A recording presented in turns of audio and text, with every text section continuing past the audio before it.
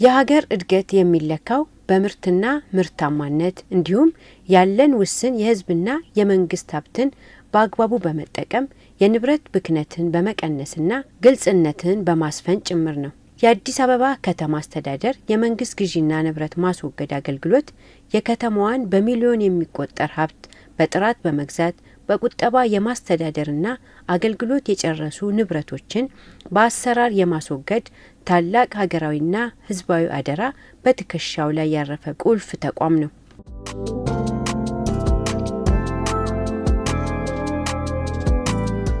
ይህ አገልግሎት ተቋም በ2018 በጀት ዓመት የከተማዋን ዘላቂ ልማት ለማረጋገጥ በርካታ ስልታዊና የማዕቀፍ ግዢዎችን በስኬት አከናውኗል። 2018 ያው ሁለት አይነት ግዢዎች ነው በእኛ የሚኖረው። የማዕቀፍ ስምምነት ግዢ በከተማ አስተዳደር በጋራ የሚጠቀሙ የተለያዩ ተቋማት በጋራ የሚጠቀሙባቸው የማዕቀፍ ስምምነት ግዢዎቹን እና ስትራቴጂካሊ ደግሞ ለከተማ አስተዳደሩ ለተለያዩ ጠቀሜታ ላይ የሚውሉ ንብረቶችን የመግዛት እቅድ ያዝነው። በዚሁ መሰረት ለ2018 በማዕቀፍ ስምምነት ግዢና በስትራቴጂክ ወደ 75 እቃዎችን ገዝተን ወደ ውል የማስተላለፍ እቅድ ይዘን ወደ ስራ የገባንበት ሁኔታ አለ ማለት ነው። እነዚህ ደግሞ ግዢዎቹን ስንፈጽም በ19 ጨረታ እነዚህ የመፈጸም እቅድ ይዘን በዛው ወደ ስራ የገባንበት ሁኔታዎች አሉ። ግዢን በሚመለከት ሁለት አይነት ግዢዎች ማዕከል አድርጎ ታቅዷል። አንዱ የማዕቀፍ ግዢ የምንለው ነው። የማዕቀፍ ግዢ የምንላቸው እነኚህ ማዕቀፍ እቃዎችን ስቴሽነሪ፣ ፈርኒቸር፣ ኤሌክትሮኒክስ፣ ጎማዎች፣ እነኚህ የደንብ ልብሶች የምንላቸው በተለያዩ ሎቶች የተቀመጡ ስራዎችን የሚያጠቃልል ነው። በእነኚህ ግዢውን ለመፈጸም በዘንድሮ ዓመት ከተቋማት በተሰበሰበው ፍላጎት ወደ 3 ቢሊዮን አካባቢ ግዢን ለመግዛት የታቀደበት አግባብ ነበረ። ስፔሻሊ በስትራቴጂክ ግዢዎች በከተማ አስተዳደር 2018 የተፈጸሙ የከተማ አስተዳደርና በሸገር ከተማ አስተዳደር ያሉትን የመንግስት ትምህርት ቤቶች የሚጠቀሙባቸው የተለያዩ የመማሪያ ቁሳቁሶችም ደብተር፣ ዩኒፎርምን ጨምሮ እነዚህ ስትራቴጂካሊ ግዢዎቹን በዛ አግባብ 2018 የፈጸምንባቸው ናቸው።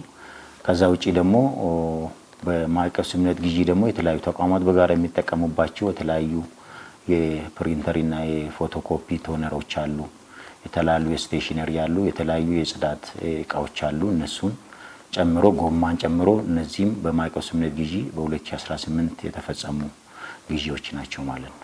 ሌላው ከነኚህ አውቶቡስ ግዢ የምንላቸው በከተማ ለምሳሌ ኤሌክትሪክ አውቶቡስ ወደ 100 ኤሌክትሪክ አውቶቡሶች ገብተው አሁን ሰርቪስ እየሰጡ ነው። በአግባቡ ሰው እየተገለገለ ነፃ ሆኖ ያው ምን ያህል የትራፊክ ችግሩን የፈታበት አግባብን ስናይ ኦልሞስት ዳይሬክት ህብረተሰቡ እየተጠቀመ ውጤቱን የሚያጣጥምበት አግባቦች አሉ። ከማሽነሪዎችና ሌሎች ለልማት ስራው ለመንገድ ስራ ለውሃ ስራ የሚያገለግሉ ማሽነሪዎችን በመግዛት ማስገባት ደግሞ እነኚህ መሬት ላይ የሚሰሩ ልማቶች ውጤታማ እንዲሆኑ ያንን ልማት በመደገፍ የራሱን ድርሻ እየተወጣ ያለ ስለሆነ ኦልሞስት ስትራቴጂክ የሚገዙ እቃዎች ህብረተሰቡን ቀጥታ ተገልጋይ የሚያደርጉ ተቋማት ደግሞ የበለጠ የስራቸው ውጤት እንዲያዩ ትናንት የት ነበር ዛሬ ይደርሰናል በሚሰሩት ስራቸው ላይ በጣም ውጤታማ እንዲሆኑ የሚያደርግ ነው። ከዛም ውጪ በተቋማት ውስጥ ያሉትን ፋሲሊቲዎችና ምቹ ሁኔታዎችን ለስራ የመፍጠር ስራውን ትልቅ ድርሻ የሚወጣ ፓርት ነው የስትራቴጂክ ግዢ የምንለው።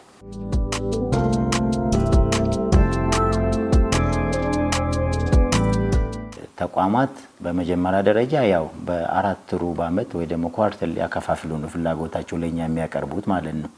ይህም ሲሆን ደግሞ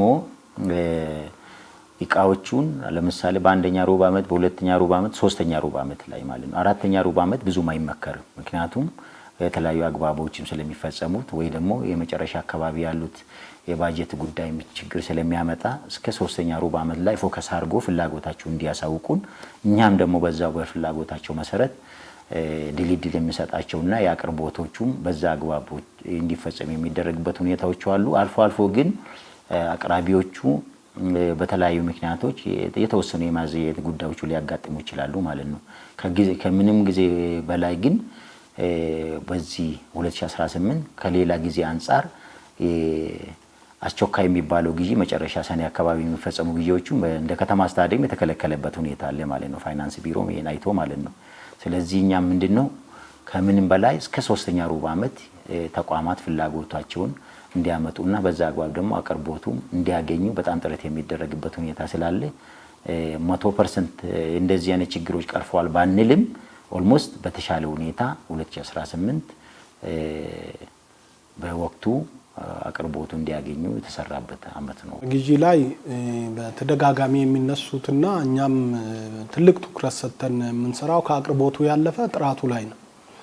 ከጥራት አንፃር በተቻለን አቅም በተቋማችን የጥራትን የሚከታተል ራሱ የሆነ ቡድን አለ።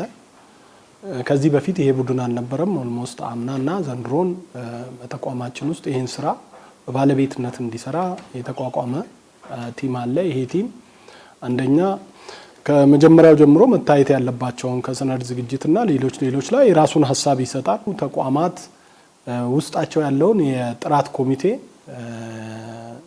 በአግባቡ ስራ ውስጥ እንዲገባ የትኛው ተቋም የጥራት ኮሚቴ ስራ በአግባቡ እየሰራ ነው፣ የቱጋ ነው የእውቀት ጋፕ ያለው የሚለውን ግንዛቤን በመስጠት ስልጠናን በመስጠት የጥራት ኮሚቴዎች በየተቋማቱ ያሉት የጥራት ኮሚቴዎች በእኛ የሚገዙትን እቃዎች በአግባቡ በአዘጋጀነው የጥራት መመዘኛ ወይንም ደግሞ የቴክኒካል መመዘኛ መሰረት ማየት እንዲችሉ የማድረግ እሱ ላይ ግንዛቤ መስጠት ስራን እየሰራ ነው ያለው።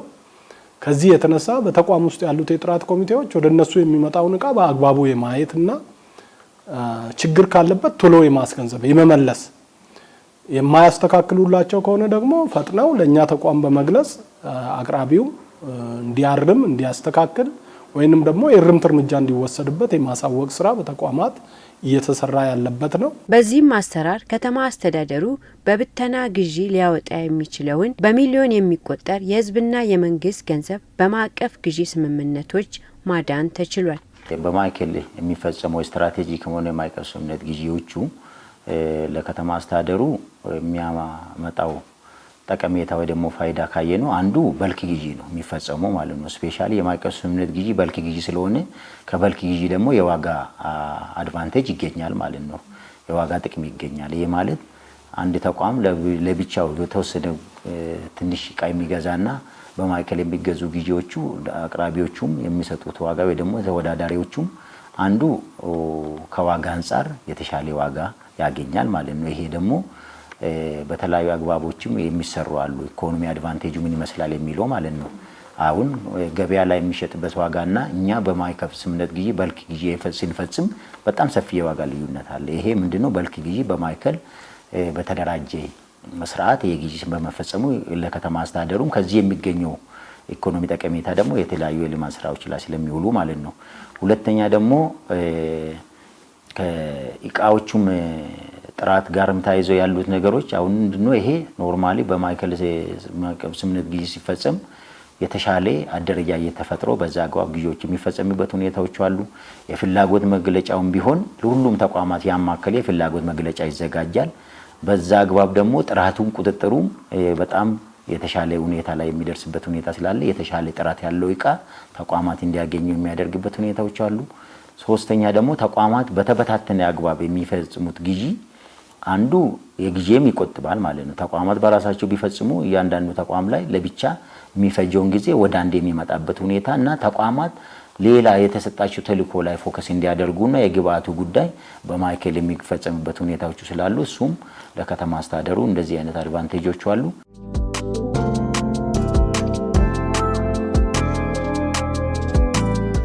ንብረትን በወቅቱና በአግባቡ ማስወገድ የቦታ ጥበትን ከመቅረፍ ባለፈ የንብረቱን ዋጋ ሳይቀንስ ወደ ገንዘብ መቀየር ወሳኝ መንገድ ነው። የመንግስት ግዢና ንብረት ማስወገድ አገልግሎት በ2018 በጀት ዓመት በከተማዋ ሴክተር መስሪያ ቤቶች ተከማችተው የነበሩ አገልግሎት የጨረሱና ቦታ የያዙ ልዩ ልዩ ንብረቶችንና ተሽከርካሪዎችን በግልጽ ጨረታ እንዲወገዱ ተደርጓል። በዚህም አሰራር ለአስተዳደሩ ከፍተኛ ገቢ ከማስገኘት ባለፈ ለመስሪያ ቤቶች ምቹ የስራ አካባቢን ፈጥሯል። በ2018 ከያዝናቸው እቅዶች መካከል አንዱ በከተማው ላይ መወገድ የሚገባቸውን ምድብ ንብረቶችን ጨምሮ በእያንዳንዱ የመንግስት ተቋማት በእያንዳንዱ የልማት ድርጅቶች የሚመጡ ንብረቶችን ማስወገድ በሚል ነው የያዝነው። ያው በእቅድ ደረጃ ብንይዝም እኛ ከተቋማት የይወገድልን ፍላጎት እስከሌለ ድረስ ምንም የምንሰራው ነገር አይኖርም። እንደውም ከዛ አለፍ በሚል በተለይ ከሰኔ 5 ከጳጉሜ 5 በ90 ቀናት በነበሩ አጠቃላይ የከተማ አስተዳደሩ እቅድ ላይ በምክትል ከንቲባ ማዕረግ በፋይናንስ ቢሮ ኃላፊ አማካኝነት እየተመራ የተለዩ ወደ 19 የሚሆኑ ተቋማቶች ነበሩና እነዚህን ተቋማቶች ሰፋፊ ንብረት ይኖራሉ ተብሎ የሚታሰቡ እንደ ጤና ቢሮ፣ እንደ ትምህርት ቢሮ፣ እንደ መንገዶች ባለስልጣን፣ ዋና ፍሳሽ እነዚህ ትልልቅ ሀብት አላቸው ተብሎ የሚታሰቡ ተቋማቶችን ጭምር በመለየት በ90 ቀኑ እቅድ በማቀድ ይሄ በየሳምንቱ እየተገመገመ ከመጣት ጋር ተያይዞ በሁሉም ምድብ ንብረቶች በተሽከርካሪ ከ100 ሚሊዮን ብር በላይ በ90 ቀናት ሀብት ማግኘት የተቻለበት ሁኔታ እንዳለ ማየት ይቻላል ማለት ነው። በዚህም አንዱ ይወገዳን ተብሎ የሚታሰበው ከተሽከርካሪ ጋር ተያይዞ ነው። ትልቁን ሀብት ይዛን ተብሎ የሚታሰበው ሪሶርስ አንዱ ተሽከርካሪ ከመሆኑ ጋር ተያይዞ በዚህ በጀት ዓመት 48 ተቋማቶች ይወገድልን ብለው ወደ 271 ተሽከርካሪዎች እንዲወገዱ ተደርጓል ማለት ነው። ይሄ በጥቅል ስናየው ምንም እንኳን 271 ተሽከርካሪ ቢሆንም የ48 ተቋማቶች መሆኑና ከዚህ ደግሞ በጣም ሰፊውን ቁጥር የሚይዘው ዋና ፍሳሽ ወደ 99 የሚሆኑ ተሽከርካሪዎች ናቸው የነሱ የተወገዱት ማለት ነው። የ99 ተሽከርካሪ እንግዲህ ላለፉት 10-20 ዓመታት በተለያዩ ቦታዎች ላይ ተቀምጠው የነበሩ አገልግሎት የማይሰጡ አንዳንዶቹ ደግሞ እዛ ተቋም ውስጥ አስቀምጠው ሄዶ የማን እንደሆነ የማይታወቅ ብቻ በእነሱ ስም የመጣለን አንድ ተቋም ላይ በዚህ በጀት ዓመት ላይ 99 ተሽከርካሪ ማስወገድ ማለት ቀላል የሚባል ነገር አይደለም ማለት ነው። ሁለተኛው መንገዶች ባለስልጣን ነው። የመንገዶች ባለስልጣን ነው ወደ 21 የሚሆኑ ተሽከርካሪዎችን በዚህ በያዝነው በጀት ዓመት ላይ ያስወገድንበት ሁኔታ ነው ያለው። እንደዚሁም በተመሳሳይ ቤቶች ኮርፖሬሽን 14 ተሽከርካሪዎችን አስወግዳል። እነዚህ ትልልቅ በአንድ ተቋም ውስጥ ሰፋ ያለ ቁጥር አላቸው ብለን ያለነው ነው እንጂ በጥቅል የ48ቱም ተቋማቶች የይወገድልን ጥያቄ መጥቶ ያው በአጠቃላይ ባለን አሰራር መሰረት በጨረታ አውጥተን ነው ተሽከርካሪዎች እንዲወገዱ የተደረጉት። ይሄ ጥያቄው ምናልባት በምርታማነትና ማሻሻያ ጋር ቼክ ቢደረግ ጥያቄ የቀረበው ከ600 እና ከ700 በላይ ተሽከርካሪዎች ተጠይቀው ሌሎቹ አገልግሎት መስጠት ይችላሉ። እነዚህን ግን በጨረታ መወገድ ይገባቸዋል። ከዚህ በላይ የሚቆዩ ከሆነ የእድሳታቸው የነዳጅ ፍጆታቸው ጋራጅ ላይ የሚኖራቸው ቆይታን ታሳቢ በማድረግ ቴክኒካሊ እዚያ ያሉ ባለሙያዎች አይተውት እንዲወገዱ የተደረጉ ተሽከርካሪዎች ናቸው። እነዚህን በ48 ተቋማት ወይም ደግሞ 271 ተሽከርካሪዎችን 300 ሚሊዮን 800 ሺህ 47 ብር ከ77 ሳንቲም በገንዘብ ደረጃ ላይ ወደ መንግስት ካዝና እንዲገባ ተደርጓል።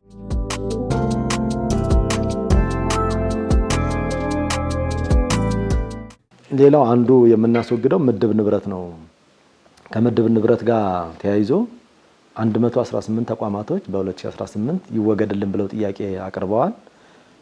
ከነዚህ ከ118 ተቋማቶችስ ወደ 3872 የሚሆኑ ምድብ ንብረቶች ተወግደዋል ማለት ነው። እንግዲህ እነዚህ ንብረቶች ከዚህ ቀደም ተቋሙ ከመመስረቱ በፊት በእያንዳንዱ ተቋም ይወገድ የነበረ አሁን ግን ሰብሰብ ብሎ በመምጣቱ ገቢውንም ለማወቅ ኦዲት ለማድረግ ምቹ ሁኔታ ስለሚፈጥር ከነዚህ 3872 ምድብ ንብረቶች ወደ 76 ሚሊዮን 753025 ብር ወደ መንግስት ካዝና እንዲገባ የተደረገበት አለ ማለት ነው።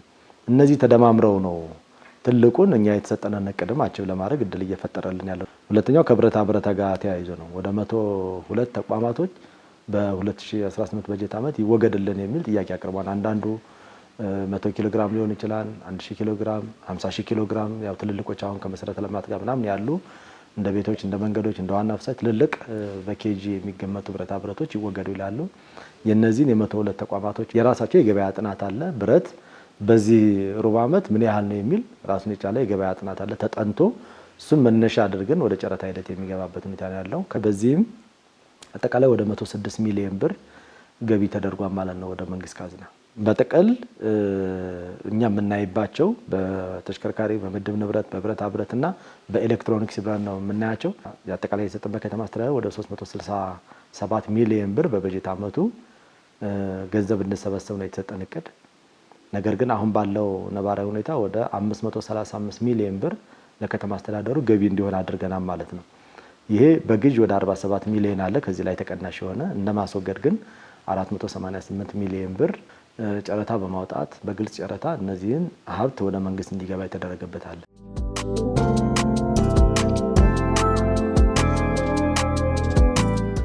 ከበፊቱ በተሻለ ሁኔታ ለከተማ አስተዳደሩም የሚገባው ገቢ እንዲገባ የተደረገበት አግባብ አለ። ከአምና የተሻለ ከተያዘው እቅድ ደግሞ በብዛት ጠንከር ያለ ገቢን ለማስገባት ጥረት የተደረገበት አንዳንድ የገቢ ምንጭ ያልነበሩ እቃዎችንም በማስወገድ በተለይ እነኚህ ሬንጅ የምንላቸው በርሜሎች የተለያዩ አይነት እቃዎች እዛና እዚህ ተጥለው የነበሩ የተወገዱበት ከኮሪደር ስራ ጋራም ተያይዞ በየቦታው የነበሩ ተሽከርካሪዎች በየቦታው ወድቀው የነበሩ ብረታ ብረቶች እነኚህን በወቅቱ በማንሳት ልማቱም ተፋጥኖ እንዲሰራ በተፈለገው መጠን በተቻለ ጊዜ ስራዎችን ለማቀላጠፍ የራሳችንን ድርሻ በማስወገድም ላይ የተወጣንበት አመት ነበር። አገልግሎት ተቋሙ በአዋጅ ከተሰጡት ተልዕኮ ባሻገር በተለያዩ የሰው ተኮር ተግባራት ላይ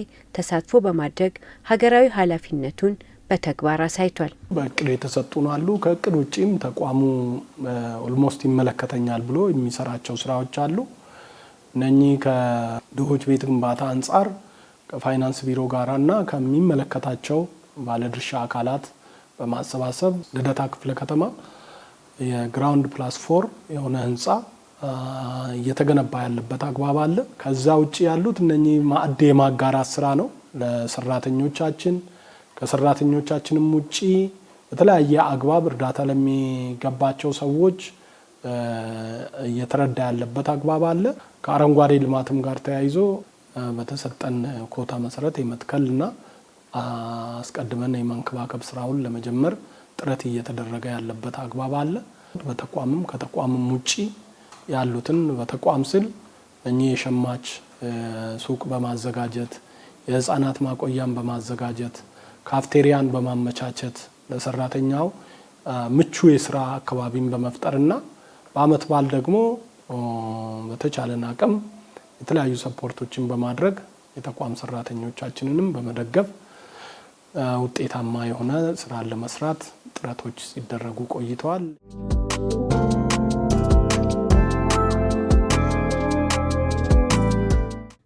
የ2019 የግዢ ስርዓቱን የተሻለ ለማድረግ አንዱ ሙሉ በሙሉ በሚባል ደረጃ ያው ከማኑዋል ግዢ የወጣንበት አመት ነው ማለት ነው። የትኛው ማኑዋል ግዢ የሚፈጸምበት ሁኔታ የለም። በኤሌክትሮኒክ ግዢ ስርዓት ነው ግዢ የሚፈጸምበት ሁኔታዎች ነው። አሁን እሱ በዛ አግባብ እቅዶቹን ታቅደዋል ማለት ነው። ኦልሞስት ሙሉ በሙሉ በሚባል ደረጃ እቅዶቻችን በኤሌክትሮኒክ ግዢ ስርዓት ግዢ እንፈጽማለን ብለን እቅዳችን ይዘን በዛ አግባብ ስራዎቻችን እየሰራን ያለንበት ሁኔታዎች አሉ። አሁንም በየተቋማቶቹ ከሐምሌ ወር ጀምሮ ኮሚቴዎችን ፎርም አድርገናል።